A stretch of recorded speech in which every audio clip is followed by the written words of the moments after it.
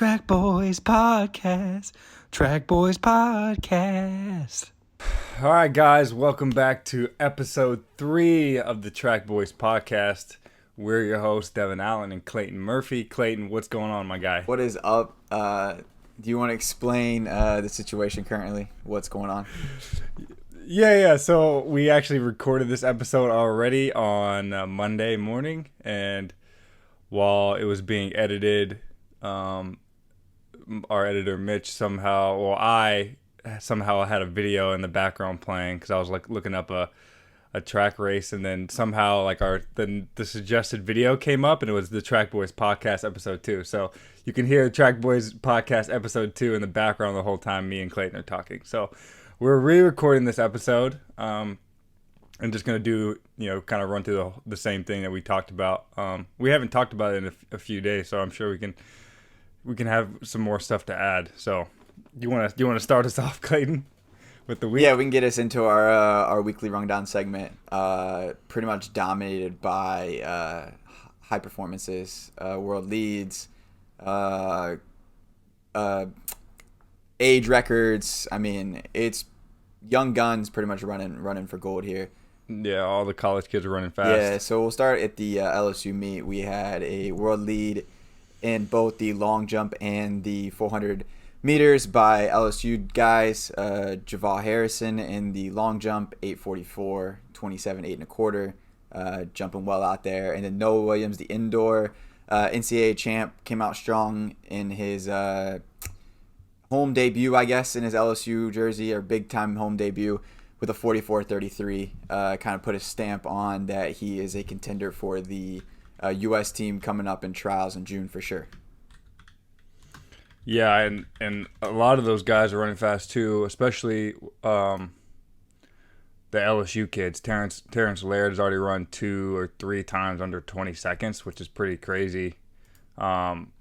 Just in general, and he's looking pretty good. Obviously, he's the national champ indoors. No, actually, he got second behind Matt Bowling. So that's going to be a good race to see here in the next couple of weeks. We have conference meets coming up, I think, in maybe a week or two. Conference would be for pretty much.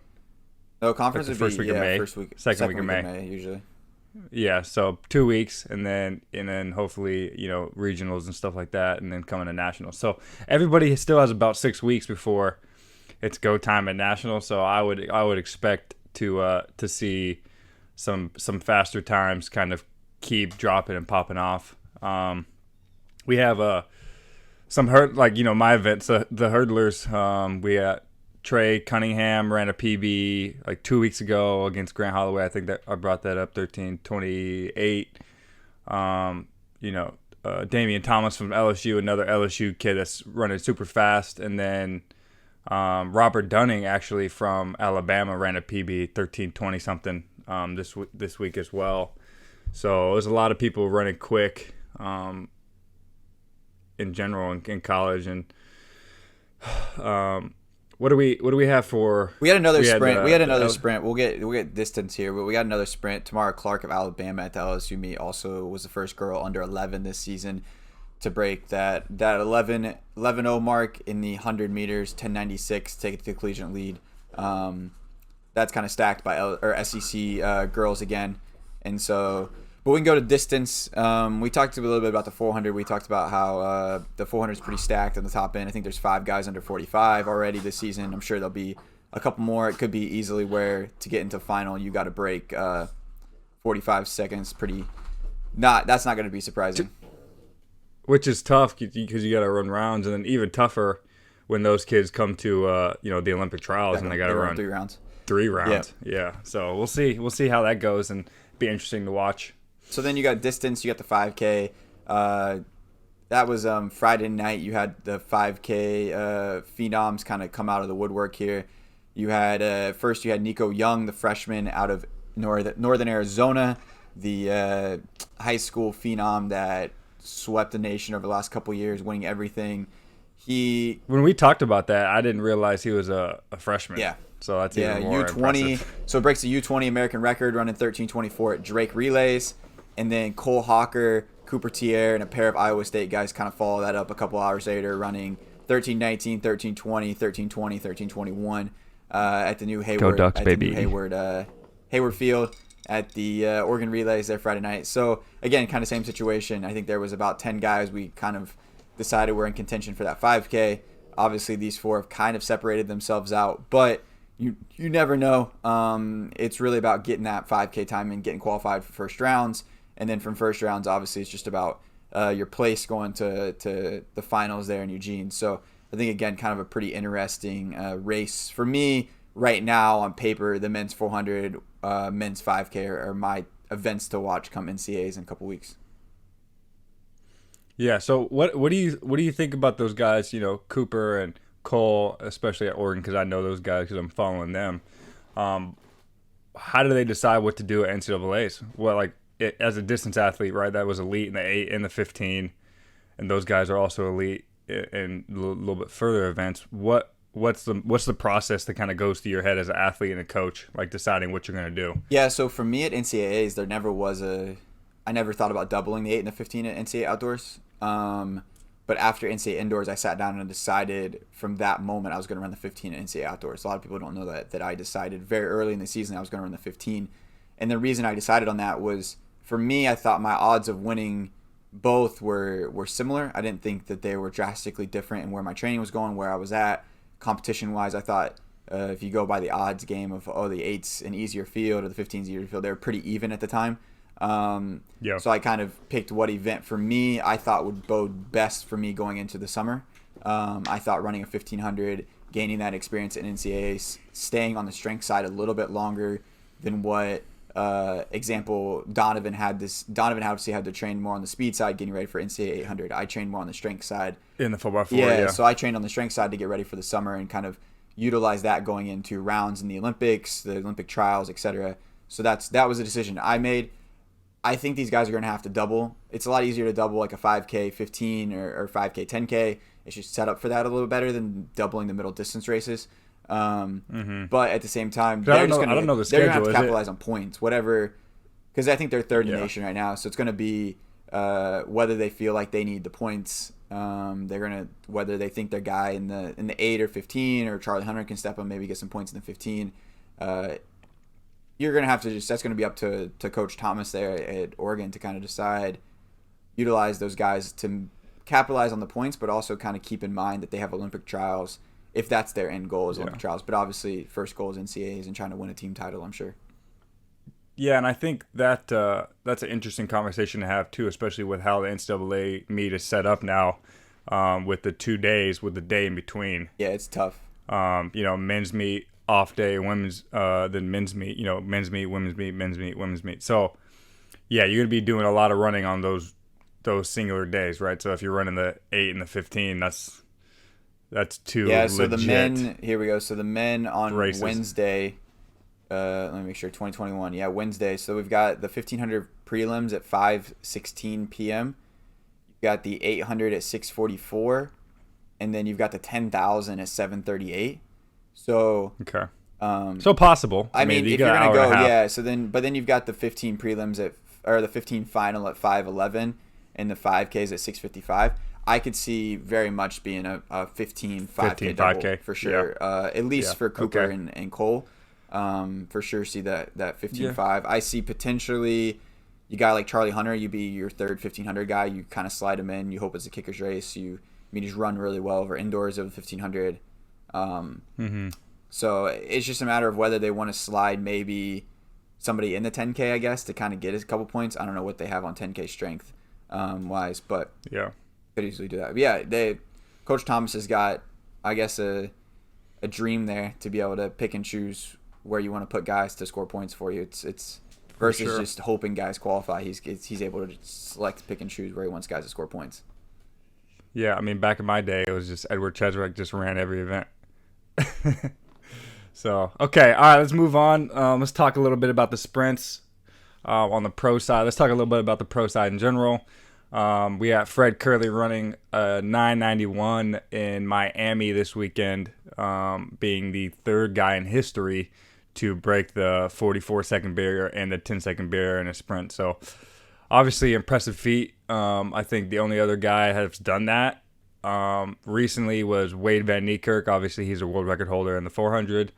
And then, to be honest, I don't know who else has done that. I want to say Michael Norman, just because I know he's run under 10, and then I'll know for sure he's run under 44. So those three guys obviously are the cream of the crop when it comes to the 400 meter, and also now they're becoming very elite 100 meter guys. So pretty impressive. And then Trayvon Bromell nipped out Noah Lyles at the Oregon Grand Prix Pro Meet this weekend. A little bit cold, a little bit windy and rainy, but 10:01 still a very, very solid time for this early in the season. Bodes well for how those guys are going to come into form coming, 8 weeks from now when the Olympic trials are on. Yeah, so this was the second Journey to Gold meet that happened. It was kind of in conjunction with Oregon Relay, so they had the university races alongside of this professional meet, capped off by mainly the professional races on Saturday. USATF circuit here. You had the 1500 was pretty contested event. Ollie Hoare ran's 3:33 behind the pacer. He's in kind of a predicament because he obviously has his selection going on. He did not run at Australian trials, I believe. They ran fast at Australian trials. He's the record holder. He's trying to prove his worth. So he slid in behind the pacer and kind of took over from there. Outside of that, there wasn't a whole lot of highlight performances. I mean, Michael Norman and Rai Benjamin go 1, 2 in the 4. They run pretty decent for their openers. I mean, there's a couple. You won your opener. In the 1500, right? Yeah. That was your opener outdoors. Yeah. So Drake relays win. Obviously, it's always nice to win a race. We got world lead by the Brazilian in the 400 hurdles this weekend. Drake, at Drake national record. We got a world lead, and I believe the pole vault by Mondo. At the LSU meet, we had a world lead for at a couple hours by Sam Kendricks at the pole vault at Drake. So I mean, overall, good meet, especially this early in the year, and I think, like I said, it pretty much is kind of on trend with everybody just running fast this year. Everybody just seems like they're ready to go. So especially after a off year, kind of like last year with the Olympics got postponed. So it seems like everybody just trained hard and just went after it and was like, hey, I'm gonna get ready for next year. So it's good. Yeah, I think everybody's kind of starting to kind of come out of the woodwork here and kind of put their mark on where they're going to be. We're roughly 8 weeks out from trials, so 2 months until we start kind of a little under 2 months until we start kind of pressure's on necessarily. Yeah. So there was one more thing we wanted to kind of touch on. The Tinman Elite Adidas group out of Boulder, Colorado, the distance group, has officially parted ways with Tinman, Tom Schwartz, their coach. There's some drama around it as far as how things went down. Obviously, Tinman has worked with Drew since Drew's been in high school. He's obviously kind of moved to Colorado and helped evolve this group into what it is today. It's very interesting to see how this pans out, being 6-8 weeks from trials here. These guys are obviously vying for making Olympic trials finals and Olympic spots. Corey Leslie, the former Arizona State coach, Ohio State Steepler, is currently doing the day-to-day according to some articles, and he's getting guidance by Drew Hunter's parents. So a lot of drama with this. We're just kind of seeing what we see from the outside. There's nothing. I don't know anything more than official. I don't know anything more than what's been released. I know it's been official that they've been split. I know it's official that he's asked that it no longer be Tinman Elite. So I'm sure they're probably going through that whole rebranding process and trying to figure that out. Wait, we actually talked about that when we did our first recording of this. I'm confused on what his name's Tom. His nickname is Tinman. So it's like Tom Tinman Schwartz. Okay. Yeah. So it's always been. Do you know why it's I don't know. He's always been. Okay. He's always been kind of known as Coach Tinman, kind of, I guess. So. Okay. Fair enough. I mean, so it was kind of like him and Drew kind of obviously worked together. They created this group, giving some other athletes opportunities based out of Boulder. But there's just a lot of drama with going back and forth on camps and financials, and his wife came out and kind of threw a lot of people under the bus a little bit, I guess you'd say. So it'll be interesting to see kind of what comes out of this. Obviously, the biggest kind of question for me is 6-8 weeks before trials, switching coaching is not obviously ideal for anybody. So for sure. Yeah, definitely can be a little bit stressful on both sides. So, but yeah, one thing too, I don't want to leave it out because we have this written down. Shout out Ryan Krauser for the world lead 21.93 this weekend at Drake Relays as well. At this point, it's just a weekly podcast with Ryan Krauser throwing a world record. Yeah, exactly. So if you just follow us, you'll probably just keep hearing, Ryan Krauser wins and right. throws well. So. All right. So like you said, like Devin mentioned, we were at Drake Relays. Devin and I were competing last weekend. We were very lucky and fortunate enough to be able to sit down and interview our super agent, American Track League CEO, track and field icon, Paul Doyle. He is, like I said, owner operator of American Track League, which you might have caught in the indoor circuit. He had based out of Arkansas on ESPN, the 4-meet circuit he had there.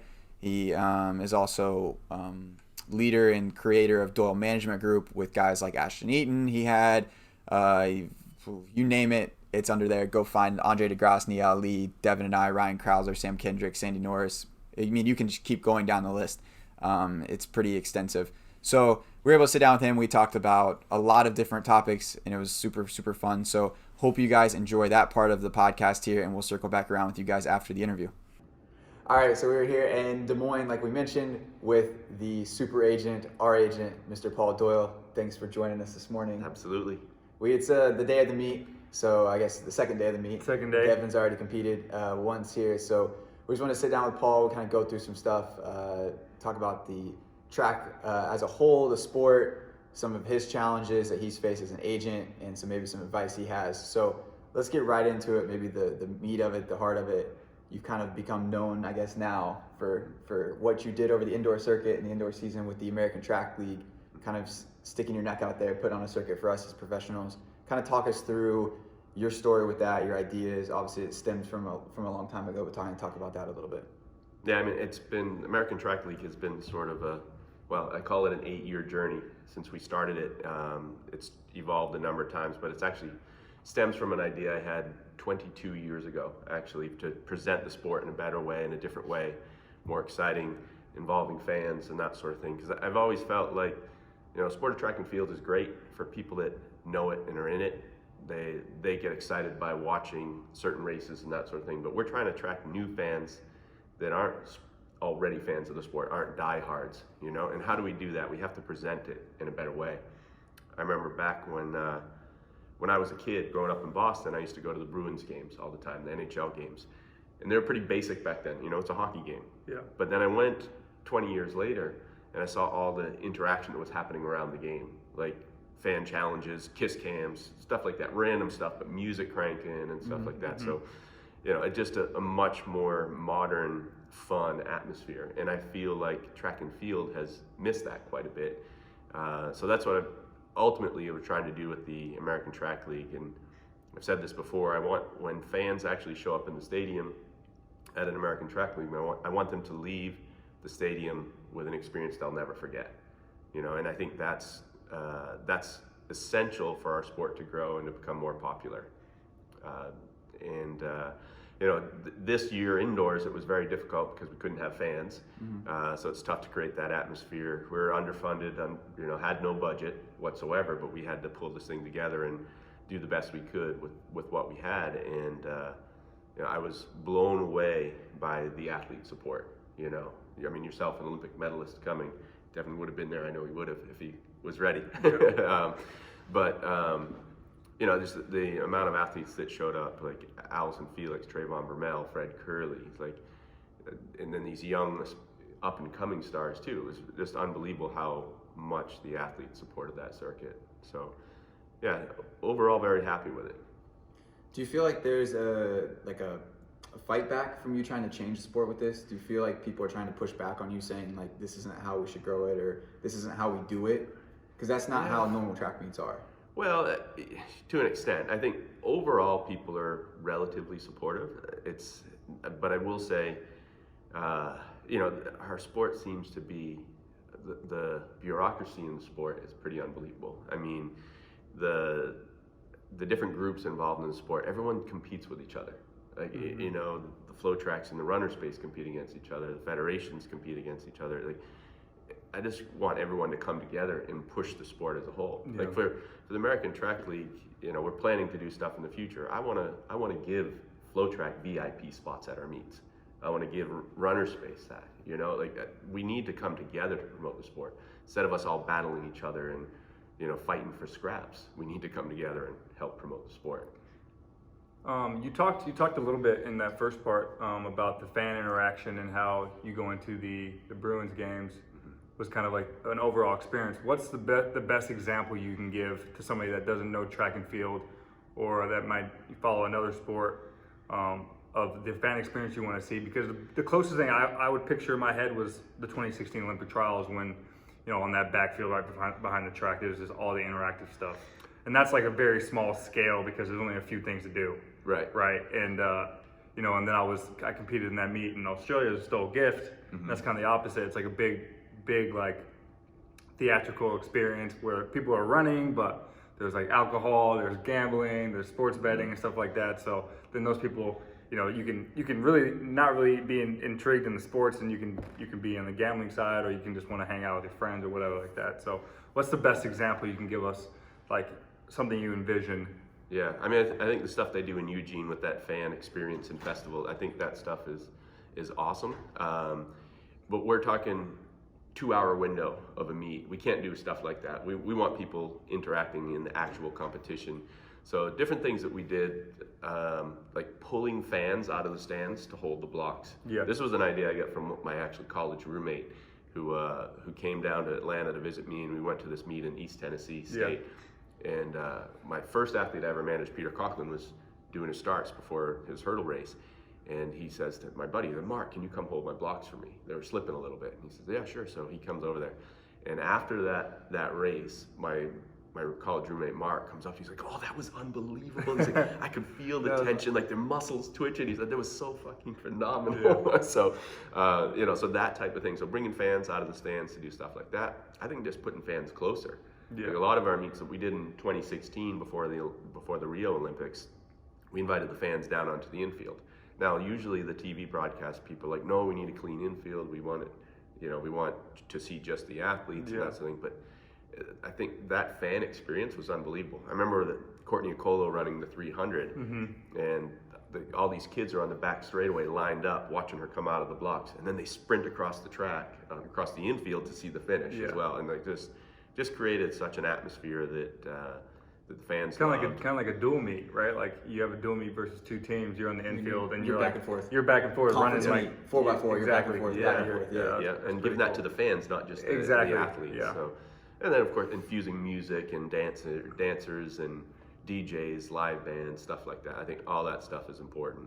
I mean, I remember in Houston when our last ATL meet before the Rio Olympics, there was a woman that came over to me, and she was an older woman, and she said, excuse me, do you work with the meet? And I said, yeah, I do. And she said, this is great, unbelievable, but could you just turn the sound down just a little bit? It's really loud. And I said, yeah, sure, no problem. And I said, so I went straight over to our sound tech. I said, hey, would you mind just turn it up half a notch? Like, 'cause I think that's the atmosphere we're trying to create. And I think it was hard this indoor season with no fans and that sort of thing, but we had a DJ. We ran the events relatively quick, but there's a lot more stuff we want to do on the broadcast. Like, I want to have an all-access camera that goes into the back and is chatting with Devon before he's getting ready for his hurdle race, going over and talking smack between the athletes, stirring stuff up, that sort of thing, talking to the coaches, what type of shape's your athlete in, what are you expecting today? So give that real insider's look into it. Because a lot of people, my friends, they'll watch the meets on TV and say, oh, that was pretty cool. And if they actually come to a meet and sort of shadow me around, they really get into it and they see what's happening. Yeah, I mean, because we're invested because we know the people competing. Just like anything, right? You're a parent and your kid's playing lacrosse. Yeah. You might not like lacrosse, but you're invested. So, no, I understand that for sure. So where do you see now American Track League, obviously, hopefully being a part of it and continuing to grow as you face these challenges and overcome them and grow? Where do you see, as we have a big cycle here with Tokyo, through Eugene, through World Championships, through the next Olympics in Paris, and World Championship following, where do you kind of see the sport going, or where does the sport need to go over the next 5 years to continue to go through that next cycle and continue to gain traction? Well, the bottom line is we need exposure. Like, our sport has done a good job of going to obscurity, unfortunately, and I had a conversation yesterday with one of our advisors and potential investors in the American Track League, and he was saying, you gotta do something that shows how great of an athlete Ryan Krauser is. It's like have him do a vertical jump test against these NFL guys, or do the bench press test, or whatever. Some way to show what an incredible athlete he is. And he had a bunch of these ideas, and I said, that's great, but honestly, that's a Band-Aid fix.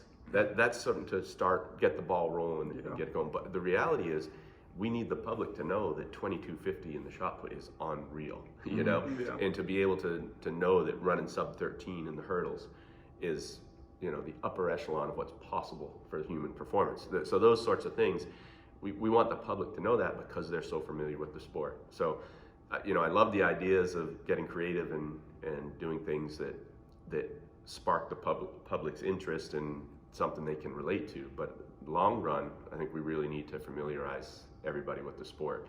So, and that comes with exposure. Like our viewing figures from the American Track League blew us away from what we expected. ESPN was honestly like over the moon with that. We had a peak viewership. Now, the way they do numbers in track and field is, in all TV ratings, you have the number of viewers that tune in. So every one of our meets had over 1 million viewers. But they look at what the peak viewership is at any one time. So the maximum number of people watching any meet. And this is talking in the thousands. We went from 273 the first meet to 354, 409 on Super Bowl Sunday to 477. So we had about a 20% increase every week. And that type of exposure is, making a comparison, 477, we beat every single NHL hockey game that was on NBC Sports Network that month. We tripled the viewership from the 2016 World Indoor Championships that were in Portland. They had 160, we had 477. So being on the ESPN platform is essential. And to me, that's what will make a difference in the sport. This continual exposure, you got to get the sport to the fans. To this point, being a track fan has been hard. You got to seek it out yourself. Now, when we were in this indoor season, we were in every sports bar in America. ESPN 1 on Super Bowl Sunday, leading into the Super Bowl. We were everywhere. Yeah, and I think too, with exposure comes with like consistency. If you can plan somehow, and there's a track meet almost every week, right? If we can get a track meet at 3:00 on Saturday, on a consistent basis. Every week, right? Everybody's going to tune in. Yep. That's like, what's the track meet for this week? Just like Monday Night Football. Yeah, exactly. So, yeah. And I agree with you too, like the Krauser situation of like comparing Krauser to football players is great and all, and it's just like a splash in the pan, and that kind of grabs a few more fans. But then you got to have the sport stand alone, like exactly what you're saying. Like there's got to be consistency. There's got to be meets that people look forward to. There's got to be athletes between January in the Olympic trials and the Olympic trials in Tokyo where they attach to, and a fan attaches to Devon Allen and says, I'm going to follow Devon's career through Tokyo. What does he do post-Tokyo? Yeah. And then they become attached to Devon Allen and the hurdles and the sports, and then they might find a javelin thrower they like, and it kind of grows. Because our sport's so unique, and I feel like that all access kind of allows you to kind of potentially gain that love for an athlete in an event that you wouldn't just see if it was just streamed, behind a paywall and just streamed and just showing a camera on the field. The athletes' PRs were said, and then the next event goes on the show. Well, that's the thing too. It's so easy to follow those athletes with social media. So like, all you gotta do is like plant the seed, right? You do like a 10-minute thing on you before your race. People are like, oh, this guy seems cool. Look you up, and then now you have a fan. So something I thought that would be kind of funny, and I always talk about it with my physical therapist in Annapolis, is just throwing a random person from the stands at each event. Yeah. Right. So because his name's Kyle, and he was like, yeah, I did some repeat hundreds, and I was like, he's a pretty good athlete, played college lacrosse. Mm-hmm. He's in really good shape still, and I was like, oh, he probably runs like, 12 seconds maybe. He was like, no, I like 14. I was like, dang. Yeah. Like he's like, yeah, the last like 40 meters is like tough for me, and so it'd just be interesting. Like he's a good athlete, and if you see this guy, he's in great shape. He still lifts every day. He still lifts with me sometimes, and he'll be 4 or 5 seconds behind the best guys in the world, which is like 40 meters. Yeah. So you got to, if you saw that on People TV. think 4 or 5 seconds is like nothing. They're Yeah, like, yeah, you can, no. you can, If you it's saw like, that that's on not that TV. much. But then if you see that gap open up and Yeah. how much that dude's struggling at 80 meters in, and So they're that'd just be like kind of cruising. funny. Yeah. Yeah, So- I mean, I think you guys take for granted how talented you guys actually are, you know, because most of your friends, people you interact with are that way. But yeah, I think it was actually Bill Murray, the legendary comedian, that tweeted that out before Rio. He said they need to put a regular person in every event for point of reference. Yeah. You know, it'd be hysterical. That'd be good. I like it. We actually did that sort of in 2014 at our very first official ATL meet. We had prior to the meet, we opened up to the public a 40-yard dash. So everyone would come out and run the 40-yard dash, and then we had all the athletes run a 40-yard dash that were in the 100. So instead of running heats in the 100, they ran a 40, and we allowed the fastest person from the public into the final. Oh, yeah. And I'm telling you, 10 meters into that race, he was 9 meters behind. Yeah. And he ran 4.4 in the 40. Yeah. He was like legit. So, but anyways, yeah, no, that. Well, like, that pressure too. You feel that pressure. Yeah. We put a GoPro on him too, which Might have weighed him down. yeah, unfortunately he was adjusting the GoPro before he went, and he turned it into picture mode, so Oh, we never no. got to see the video footage from him. So meets are happening. You've had your indoor circuit. We're here at Drake Relays, Oregon Relays, and the Grand Prix happened. There's been a couple other smaller meets across the U.S., but now the big meets are starting to happen.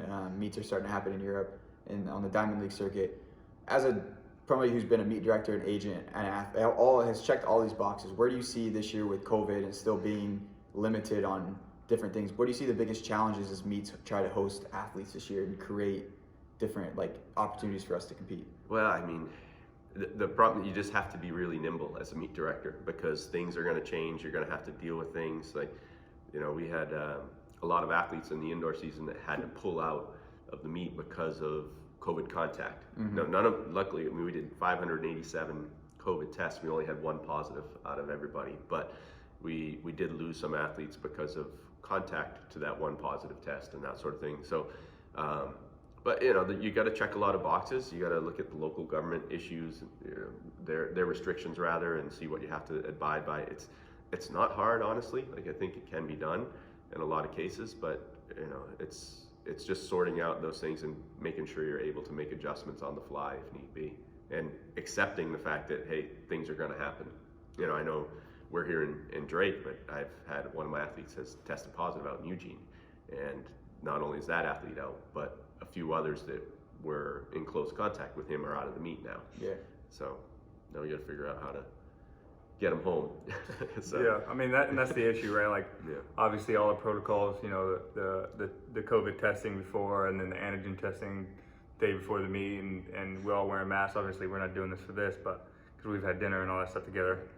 But you know, it's just like you said, you got to be flexible and be able to kind of go with the flow and just kind of adjust. I mean, you know, we talked about this before. If, you know, all it means is we wear a mask everywhere to run in the Olympics. We'll do that. You know, as athletes especially. So. Yeah. And I think it's good that you know, there are challenges heading to Europe. There's a lot of travel restrictions and things like that. There's issues. What if you test positive in Europe and you're forced to stay in a hotel for 10 days? How are you going to prep for trials and Olympics and stuff like that? So there's a lot of concerns and issues, but everyone's going to learn how to deal with it. Luckily, you know, in the U.S. we have, it seems, more options than we've ever had to stay on home soil and compete. So that's a good thing. So you just mentioned it, Olympic trials coming up in June. We've got some opportunities now who are growing. There's numerous events, obviously. There's some tough events to make. In your experienced opinion, what do you think is the hardest team to make for the U.S. team come June at the Olympic trials? So when we talk historically, I feel like it's been the women's 100-meter hurdles, right? In recent years, you look at, like, our girls swept the Olympics in 2016, yet there were 3 girls at home for sure, more than 3 possibly, that thought if they were the 3, they could have swept as well. You know, so I think that event, although right now it's not looking quite as deep as it has been in the past, it's still going to be a challenging one for sure. I don't know, you can look at it in a couple of ways. You got the men's 400, very tough one Right now, you yeah, know? for sure. And but it's also completely open, right? I mean, you have Michael Norman and Fred Curley that would be on paper definitely the top two prospects, but then you have 12 guys that can grab that third spot. Well, and the issue with that is at the trials, you have to run rounds. So now you're running 300-400s. It doesn't matter, a lot of those guys run 44, 43, but you got to do that after you've run it 3 times on 3 days. So yeah, young up and coming athletes there too. They're blowing times away, but then you get guys like Vernon Norwood and Michael Cherry and guys like that. And there's lots of guys that can grab that third spot. And not that those first 2 were given either, So you would say happens on the day. So you would definitely say that's probably the deepest field right now is the men's 400. Just in talent. I mean, I kind of agree too. There's a lot of guys running 44 already, and like even 6-8 years ago, if you ran 44, you're like, all right, you're probably on the team. 2009, 45 won a medal at World Championships, in perfect conditions. Yeah. So, but then you've got, I always feel like the mid-distance events are very tough as well because they become tactical, and it's is the race going to go out and suit somebody? Does it suit a kicker's race? Or is someone going to push the pace? Is it, so those are a lot more of a crapshoot a little bit too. And you can always see somebody come out of nowhere and surprise people. Especially when you go back, 2016 women's 800. Like, I mean, that was just like, you don't see that in the sprint events, Like, you don't see everybody get taken out and all of a sudden it like opens up for people. So I think there's a lot of events where there's a 2 or 3 or 1 or 2 separated athletes who, women's 400 hurdles. There's obviously 2 athletes who are pretty separated. Shamir showing herself in the 400, hasn't really busted out the hurdles yet, but obviously could be potentially based on her 400 that third person. Yeah. Mm-hmm. Then there's events like, let's say the men's 1500, where it's you've got the Matthew Centuries and the Craig Ingalls and the Johnny Gagorics who have proved themselves, but then you've got a slew of guys who you could just slide in there and really be anywhere from 1 to 10. Yeah, you have a good day or a and bad then you've day. got like the men's hurdles. Yeah. Like, you can't really separate it. You got Grant, you've got a whole slew of dudes who easily could slide in there 2 through 6, and any on one day it could be. Then you've got guys like Ron Krauser who are just gonna throw left-handed and probably knock on wood. Yeah. I mean, no, you look at Christian Cantwell back in, I think it was 2004. Christian Cantwell hadn't lost in 15 months, and he came into trials and finished 4th.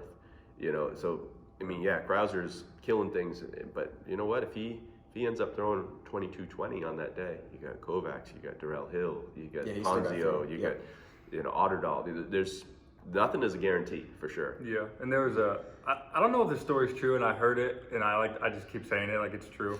But there's a story that Alan Johnson was competing in the 96 or 2000 Olympic trials, and he was pretty nervous going into prep. Maybe he didn't run as well as he had preseason as he usually had. Yeah. And I guess maybe his girlfriend or his mom, I don't like the story kind of like changes every time I say it, but was like, hey, Alan, why are you so worried? He was like, I'm just, not that I'm feeling bad, but I'm just nervous about the race. He's like, when's the last time you got 4th in anything? Yeah. Right? Because at the Olympic trials, top 3 is first place. Yeah. Really.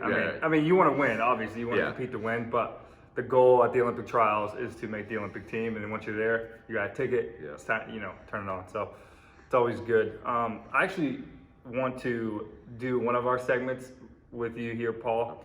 Okay. It's called the handoff, and what we do is like ask a question to each other that's kind of like that we don't know. It could be anything. It could be anything. Track, not track. Track, training, not track. Life. So my question, and I'll start, and then you can go, and then Clayton will go. Okay. Is what if you could pick any other event to compete in? What would you do? Like this, and you're going to be at the elite level. Like you'll be top 3 in the U.S. And what would you do?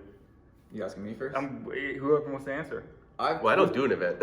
So, I mean, when you competed, did, right? I did decathlon, but I wouldn't want to choose any other event. But I guess I'd want to be a hurdler, to be honest. Like that was one of my favorite. It was my first event. Yeah. But actually, if I could pick something outside of the decathlon, I'd do 400 hurdles. Okay. Yeah. So let me do that. Kind of like Ashton Eaton when he took that year. Yeah, exactly. On hiatus, yeah.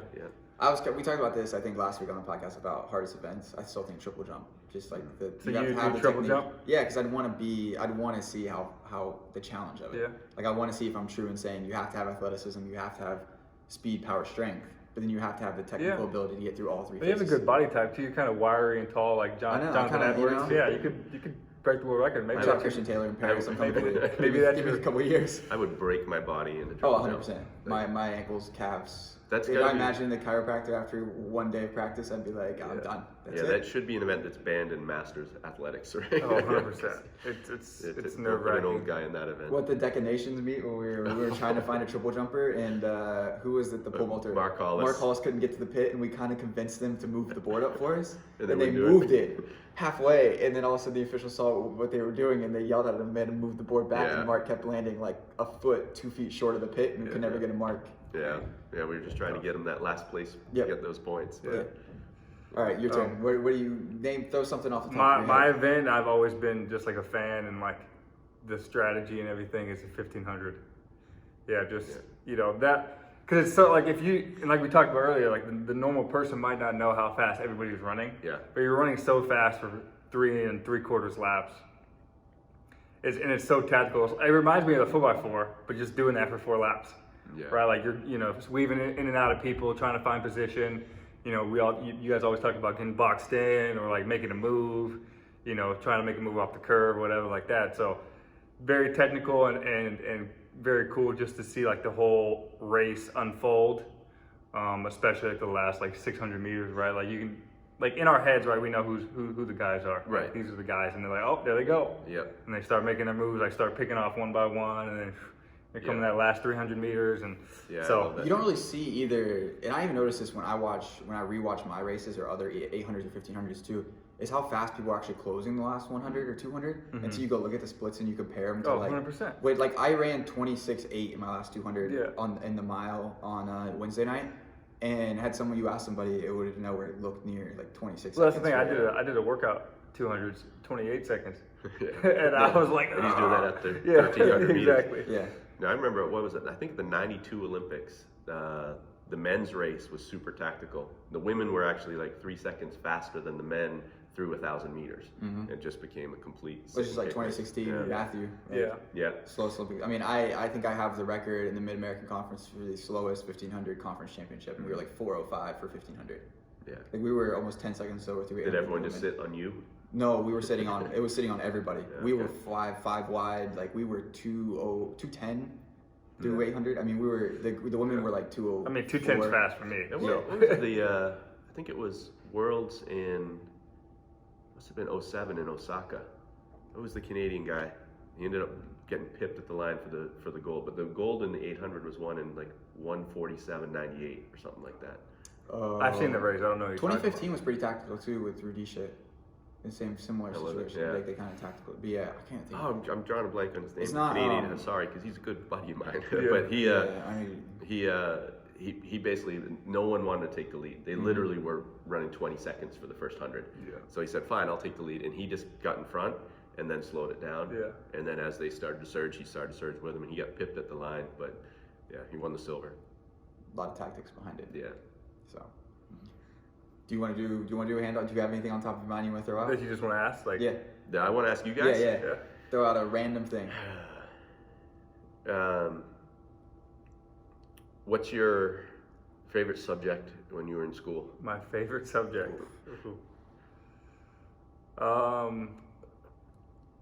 Like all school, college included. Yep, everything. Do you want me to go? While you Yeah, think? go Well, ahead. you had a different question. Oh, I got a different question. Oh. My favorite subject in school was. That's tough. Let him think about it. Favorite thing on That's very tough. Netflix. Oh, favorite thing. The Formula One series. Yeah. It's easy. Oh, yeah, The we Formula talked about One that in the series first is insane. episode. Yeah, the Yeah. Formula One series. We actually, I think this was last week's handoff. It stemmed from this because I finished the Formula One series, and we talked about how is every sport just pretty much a game of centimeters and inches when you think about it. Like missing a basketball shot to win the game is a game of inches. Getting out lean to the line. And like my stem of that was watching the Formula One cars and how they're literally like this. I know. It's Going unreal. 200 miles an hour with Yeah. millions of dollars of machine Yeah. and hundreds of horsepower, and they're just like sliding by each other, you know, and just unreal. wheel to wheel. And I that Netflix series and the insight that they give, I didn't It's, realize like, how addicting. often someone crashes. it's usually like one race. There's, Yeah, like every race there's like yeah. a pretty big. I was like, dang. There's a pretty Yeah. big Well, race. that's a lot. I mean, luckily, like from what I saw, not a lot of people are getting like really hurt. Yeah, and that's probably just safe now. and that's all car engineering, Yeah, right? car engineering, They exactly what it create is. the car to To protect the disintegrate, person. pretty much to Exactly. disintegrate around the person. So, but still, like, just imagine that, right? Like, how many people start the circuit? 25? 20. 20. Yeah. Ten So to like, two every time. Yeah. like I'm like, geez, man. Yeah. Yeah, I think So- Formula One, what is it, Drive to Win or whatever, Yeah. Will to Win or whatever it is currently Very cool. the favorite. The Yeah, best one. cool story. But I've been to a Formula One race in Budapest Okay. after the meet one time, and it was me and Asafa Powell. He was sort of like the star of the meet that year, and they gave us complete VIP treatment. Yeah. And so we got grid passes, so we're down on the Oh, that's field, sick. checking out the cars, talking to the drivers as Yeah. they're getting in the cars and all that. And then they bring us up to this room, and they're kind of bringing us into this private room with a big glass right over the track.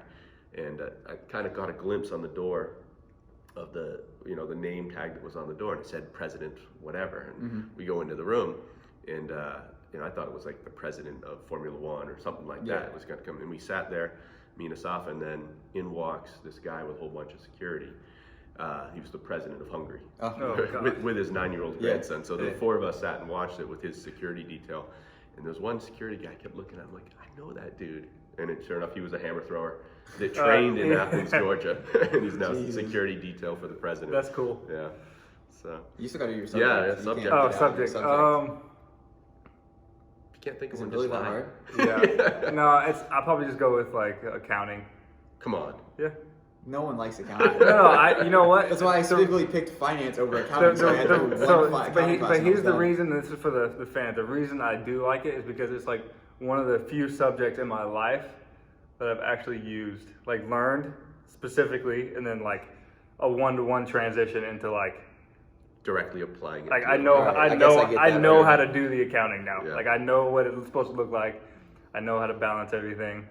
I guess Not that I even do my accounting. I 'cause I don't. kind of get that. But like that's the reason why. And like to be honest, the first time I took it, I failed it because I entered the class, tore my ACL in the Rose Bowl, 2015. We already missed that first week of class that winter term because we were gone for the national championship. Then the second week I had knee surgery, so I was out. And then the third week I was all like pain medicated up. And so the third week on Friday we had our midterm, and I was just like, I just got to show up and try to do it. And I got like a 28%. And so the teacher, I told the teacher, like he knew everything was going on. He was yeah. like, to be honest, like you're just a little bit far behind. Like I'm gonna help you catch up, but you could pass the class and just retake it, or just not come at all and just retake it. So what I did was passed it, and I ended up getting a 78 in the class at the end. But like I already passed it, so I had to retake it anyways because for my business degree I had to get a grade. So then when I retook it, I got like a 97. So like I took accounting twice, and I know accounting. All right, so we'll wrap it up here. Last question. You've been around the block. You have worked with many of athletes across different events. What's your one piece of advice to an athlete whose first year is on the circuit? They've got potentially, obviously, a USA's Olympic Championship, World Championship qualifier, World Champs, a big meet at the end of the season. They got a Europe stint. What's like one thing you tell them January, February as they start their year for them to prepare for or do or understand they're going to go through as they prepare for their first year on the circuit as a professional? Jeez, that's a big question. What would you tell me or Clayton our first year? Well, what did I tell you? Nothing. You said, hey, Good- here's your flight. hey, Here's good your luck. flight to here's your flight to Europe. You're gonna land here, and then just good luck getting off the plane. Find your way to the somebody's airport. gonna pick you up. Yeah, somebody will pick you up. I remember you sent me to Poland one year, and I thought I was going to the same meet as you in like the big yeah, Poland yeah, meet, yeah, yeah, the you big were Warsaw not. meet. I was so excited. It's a big stadium, and I show up, and I'm like some random city in Poland. There was no meet transportation. Well, It that was like 2017, I It was a remember that. 1,000-meter walk to the track, and I remember texting you. I'm like, when do we race? Like there was no like packets. There was no meet but I director. will say this. Paul is on it. I remember Yeah, he my is. first year pro. I went to Paris and I was too early. I think I was just like flying across the country for something. So we was like, let's just go to Keep it Paris. going, yeah. And it was like 5 days early. So like I stayed in the airport hotel. Like I landed in Paris and then I just stayed in the hotel right there for like the day. So he was like, the meet's not ready for you until tomorrow. And that was super easy because at first I was like, oh shoot, I just assumed I was just gonna go to the meet. As an athlete, we don't know like what the policies are and everything like that. Yeah, so yeah. No, obviously- sometimes I take for granted, I've been doing this for 22 years, so I know how it works. Yeah. And sometimes I take for granted that athletes know. I remember LaRon Bennett, who actually used to coach here at Drake University after his career.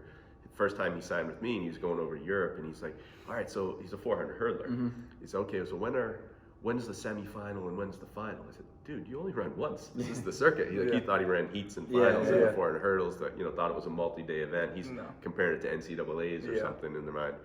So no, but I think just always making sure athletes know what's coming. Like, you're flying to this meet. Okay, here's the meet director's phone number if you're not picked up at the airport. Paris is a nightmare airport to go into. So it's like, it's kind of far from everything too. Yeah, and if you can't, if you're not found when you come outside of baggage claim. I had athletes telling me before, like, oh, I'm in baggage claim and I can't find the meet transport people. I say, okay, walk out the door. They'll be there. They can't come into baggage claim. So just knowing these little nuances of different airports. Well, then you walk out the door, but then you can't get back in. So you got to make sure you're ready to go. I was gonna say, I always like, that's my thing, is like I circle baggage claim, like every baggage claim opportunity, circle the whole ticketing count everywhere you can go without getting into like the gate. Then if there's nobody inside of the building, then I do the outside circle, because I'm like, exactly what you're saying. I don't know if I can get back in. I don't know how it works. The biggest meets, like the Diamond League, they do a really good job for sure, just because they have like all the Diamond League signs, so you can just like stand by the sign and like somebody will find you. But like some of the smaller meets, although they do a good job too, can be a bit like you never know what you get. You might be by yourself, and then they just send one person just wearing plain clothes, like, hey, like, you look like an athlete. Are you Devon? I'm like, oh yeah. They're like, oh yeah, I'm here to pick you up. I'm like, okay, thanks. Yeah. So I remember one story. Adam Nelson, who was big veteran of the circuit, big guy. He flew into Dakar, Senegal, when they used to have that meet in Dakar. And strange thing, most flights in Dakar land at 3:00 in the morning, and you walk out of the airport and it's just like complete mayhem. And despite Adam being very experienced, someone comes up to him, oh yeah, come with me. So he thought it was the meet people. Oh, it was this taxi guy, like trying to solicit. Well, not only that, it was criminals. Oh. So they took him in, and they thought they were the meat transport, bringing him to the hotel. They drove him down a back alley, and they stopped the car and said, how much money do you have? And he just, Adam's the wrong guy to mess with in that situation, but he said he was so scared, but he just started yelling at them, and he's a big guy yelling at them in the back of the car. They end up driving him to the hotel and dropped him off. Wow. but no, so I would never, send a new athlete or someone like that into a situation like that where they don't know what's going on. So we're veteran value. We can kind of handle it. We know what's going on, and if we need help, we'll call somebody. But do you get nervous every time you go through customs still? No. I get nervous. I've watched too many Locked Up Abroad. No, but here's the thing. They ask the question. They're like, so are you here on business or pleasure? I don't know what. Yeah, what do you? I say business. They're like, what are you doing? I run track. They're like, are you gonna make any money? Maybe if I run fast, right? So that's kind of the whole question. They're like, oh well, you need like a business visa. They're like, oh no, like I don't think so. And then like usually the second person, usually the second person that you talk to at customs always is like, oh, I understand. Just go. Yeah. So. Yeah. Well, do you have anything else left before we wrap this up for the? No, just good luck to you both today, and hopefully things go well. I love the podcast. Keep it going. Thanks. And best of luck this year. Thanks for being on. It's early in the morning for us, so we appreciate you waking up early. Yeah. Appreciate it. Done. Thanks. No problem. All right, guys. Thank you. All right, guys. Thanks for checking out that interview. It was really cool getting to talk to Paul just about, kind of how the sport itself is run and his perspective as an agent, as a meet director, trying to put on meets for the elite athletes for us and pretty much everyone in the U.S. And just to kind of see, he talked about something interesting I found was he talked about the viewership of the indoor meets and how it kept growing week after week after week. And I said that, hey, if there was a legitimate track meet on Saturday at 3 p.m. Eastern every week, you could expect it to be more viewed for sure, because people would just tune in. That's the day for track and field. So it'll be interesting to see how that plays out. Obviously, he's trying to put together some American Track League meets for us this year. It's still early in the season. We're going to have plenty of track meets after the Olympics as well. So I'm excited to kind of see how that evolves and grows. And Paul, thanks for being on the show. Go Ducks. I think there's a couple of things, There's a couple of things that stood out to Paul, or stood out for me with Paul. Is Paul's like I said, owns Doyle Management Group, and so obviously his theoretical number one interest should be his athletes. But Paul looks beyond that and sees that the sport itself is the lifeline of his agency and us as athletes under him. So he works really well with trying to bring the entire sport up. A lot of agents would just be like, oh, I'm just going to have a meet. It's based around a certain brand or a certain group or a certain agency, etc. Athlete. Yeah. Yeah. And create that meet based on that. Whereas Doyle creates American Track League, and it creates opportunities for everybody. I mean, if you look at the indoor circuit, he mentioned it. He had Fred Curley, he had Alison Felix, Trayvon Bromell, Bryce Hopple, Donovan Brazier was supposed to run in it. Raven Rogers was supposed to run in it. I mean, he had everybody from across multiple groups, multiple sponsorships, multiple agencies, and created this brand that built up the sport. But I agree 100% with you. There's got to be a way for us to connect fans to athletes, fans to the sport that they want to stick through the entire season. I mean, it's kind of part of the reason why I enjoy doing this podcast and connecting with people is like people can follow us through this podcast, you know, and stay connected with us week after week and see what's going on in our lives. They can connect with us, and now they know when we're going to race, what's going on. They know when Devon's going to hurdle. They know kind of Devon's thought process going into it. So it's kind of a slight behind the scenes here. Just with this podcast, it kind of creates that connection with people. But I, again, appreciate Paul, and we'll for sure have to do it again, maybe at the end of the season, to kind of recap how the season went and what we can continue to improve on, because there's always going to be things we can improve on for sure. For sure. All right, so we so we talked a little. Yeah. Yeah. No, let's. We talked a little bit about the handoff in our interview with Paul, but we also brought up a few interesting topics that I think the fans will like, and we want you guys to kind of interact and comment on the YouTube video and comment on our Instagram and stuff like that. But Clayton, go ahead and ask your question that you asked me last week about the 400. Oh, so we had So we had some fan submitted questions through Instagram. Track World News Podcast actually DM'd us on Track Boys Podcast on Instagram and dropped us a comment. It was asking us who would win in a 400 between Devon and I.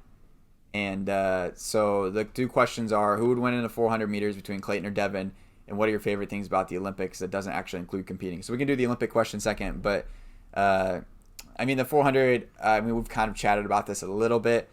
Even prior to this, I feel like this has been brought up in conversation before, but we're taking it at the end of the season. We're both the best we're going to be in our own events, and then we have to step into the ring for the 400. There's no like training for the 4 and then step in, but I think we're kind of in agreement of a very even race when it comes down to it.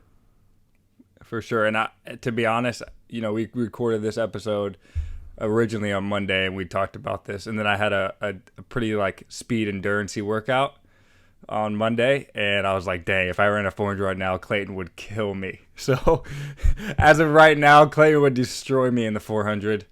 I had a workout. I had a workout Monday as well. Then it was it was more like 800 mile base, but it was 500, 400, 400, 300 with a minute rest, just at 60 pace, and then it was a big rest. And it was 500, 400, 300 at 58, 59 pace, and then it was 532, and it was 73 seconds for the 500 with 1 minute rest. 41 seconds for the 300 with 1 minute rest, and then 227 flat. So my strength endurance middle distance is coming around, so we better wait till the end of the season, give you a chance.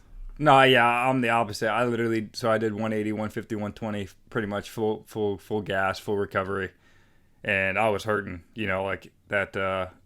And it feels weird. It feels like the first time, you know, in a while that I just felt like, man, I got to just get back into sprinting shape, you know, being able to sprint for that long, which is okay. I mean, coming off of an injury last year and then kind of working my way into the season this year, you know, into full training, it's fine. We still got plenty of time, but definitely hit me hard. And I was like, man, I was thinking about it after the workout. I was like, shoot, I'm glad we aren't running the 400 here soon, because I would struggle. 400 hurts. So, but we said like, Clayton, you said realistically you're probably going to run like at least 46 flat.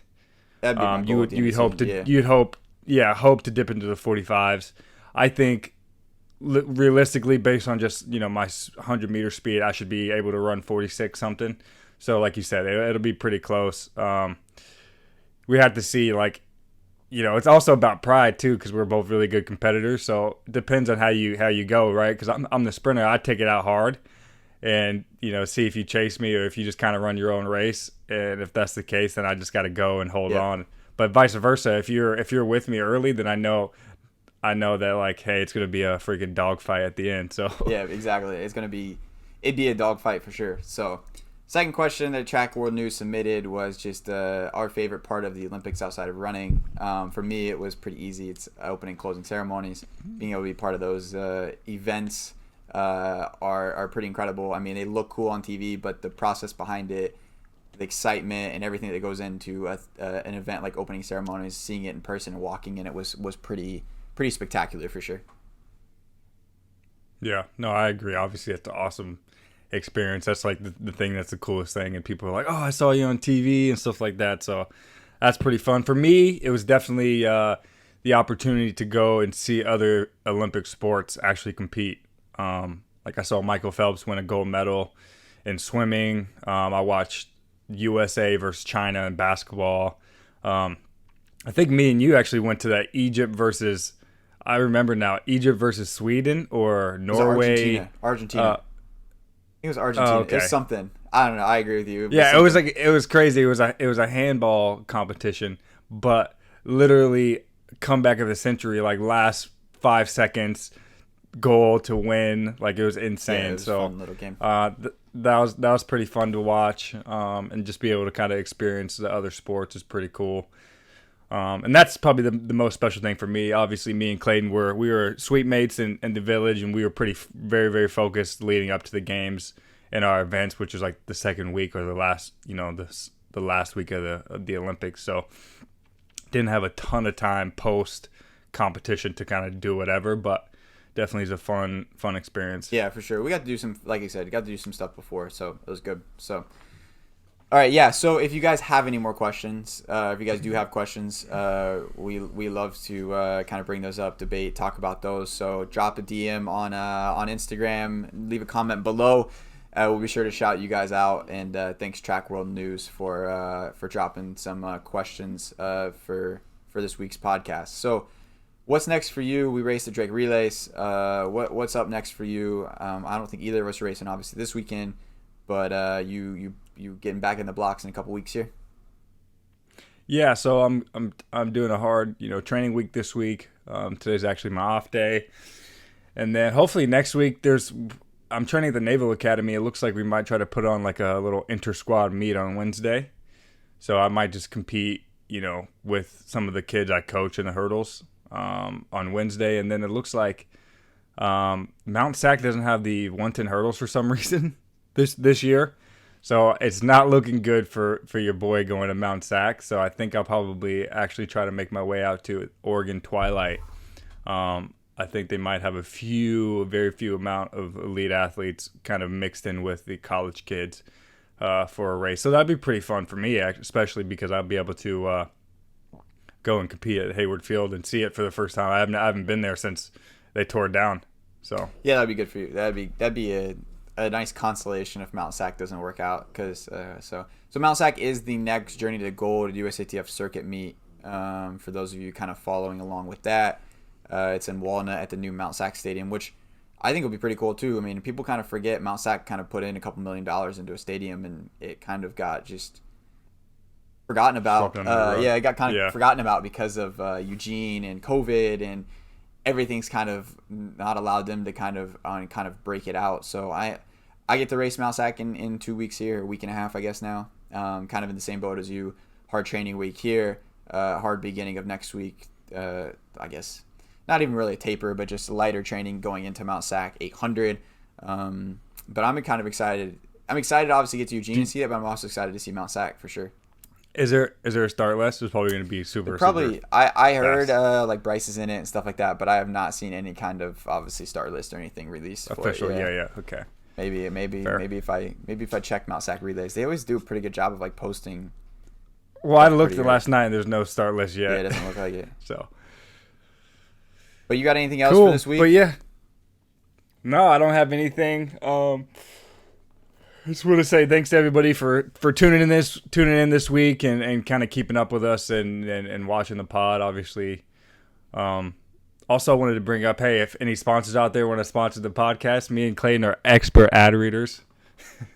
So, but yeah, no, I think this week's gonna be good for us. Obviously, we're not gonna have much to talk about personally because we're just gonna be training next week, but hopefully there's some good performances on the track this weekend that we'll be able to kind of highlight in the coming weeks, and maybe we get a couple good questions on the YouTube and the Instagram we can really debate across, because I know there's a lot of interesting stuff about the track and field world that people are interested in. Maybe we'll do that. Maybe we'll do a rapid fire Q&A. Maybe we'll post. We'll post over the weekend. We'll start rounding up some questions, and we'll do rapid fire off the top of the head questions. So that'd be good.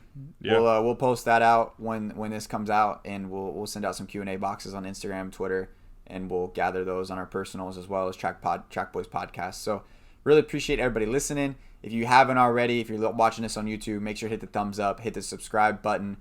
These go out on Wednesdays. We're working on Apple Podcasts, Spotify, Google Podcast. All of that has been distributed. So really appreciate all you guys' support. Track Boys Podcast on Instagram.